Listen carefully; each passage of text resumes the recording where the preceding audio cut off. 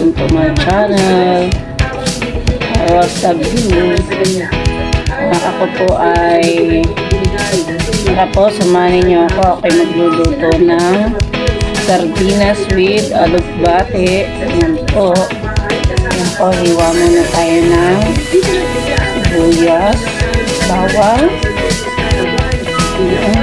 Good po. Welcome to my channel. Ito po ako. Yan. Ako po ay magluluto ng sardinas. Yan, sardinas with alugbate. Yan po. Ako po ay naghiwa na ng 3 pirasong bawang, 3 buso na bawang at 2 sibuyas.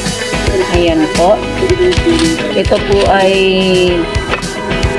siguradong masarap. Yun nga lang po, sa mga nanay na nagtitipid, yan, ito po. Yan lang. Ito lang ang ating sangkap. Yan, sardinas, alugbate, bawang, sibuyas, and then magic sarap. Ayan po. Sisimulan na natin ang pagluluto. Simulan na po natin ang pagluluto. Hapunan po namin po. Yan. Samahan niyo po ako sa pagluluto ng sardinas with alugbate. Yan. Kakailanganin po natin ang kawali. Yan. Kawali. Then, sando. Yan. Okay.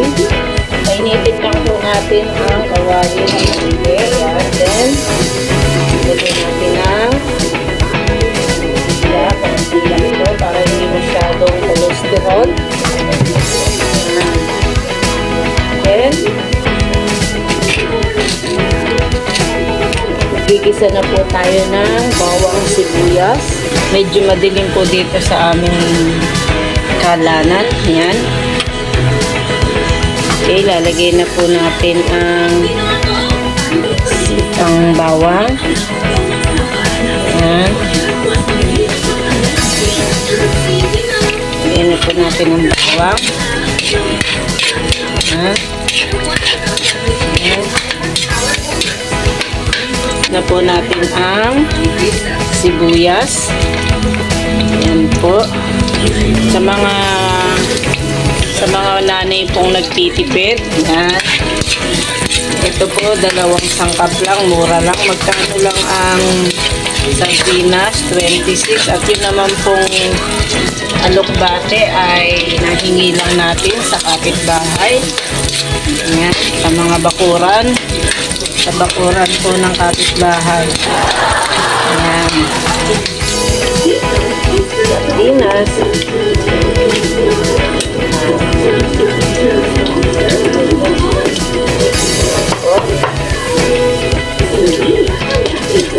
Isa na po natin.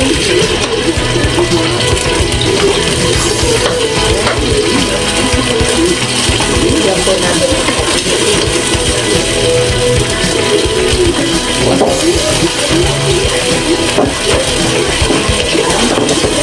Siyempre, talagyan po natin ang sabaw.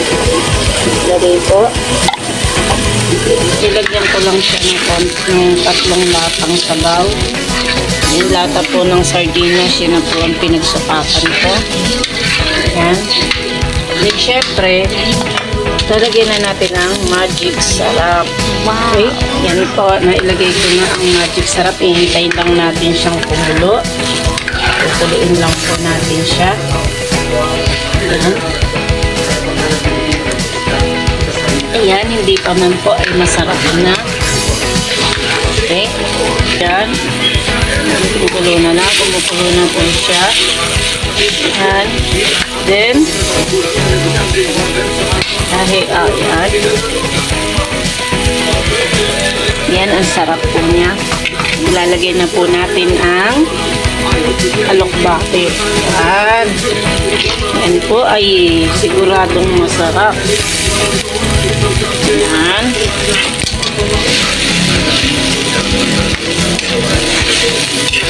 Sarap po yan. Ayan na po, nailagay ko na.